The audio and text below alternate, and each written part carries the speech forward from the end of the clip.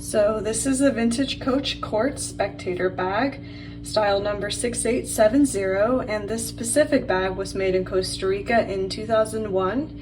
And as you can see, it's a navy and white color combination. It's a really cute style. It kind of has a nautical vibe to it, in my opinion. It's really cute. So here's what the front looks like. It does have a nice convenient top handle, so you could carry it by the top handle, or you could attach the crossbody strap to these side hardware pieces right here. So it gives you two options, and it does come with the matching hang tag. So here's the front again, and then here's what the sides look like, and then here's the back. And the nice thing is it does have a back pocket here. So you could probably easily fit a phone back here if you wanted to carry your phone separately, just so you can grab it easily. Here's the other side.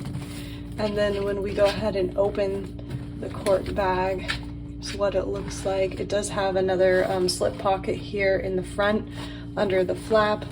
So it's got lots of pockets. And then when we open it up, I'll show you the inside too.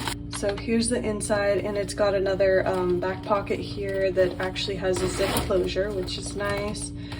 So as I mentioned, lots of pocket space. And here's a photo of the creed, so you can see that the bag is in fact authentic.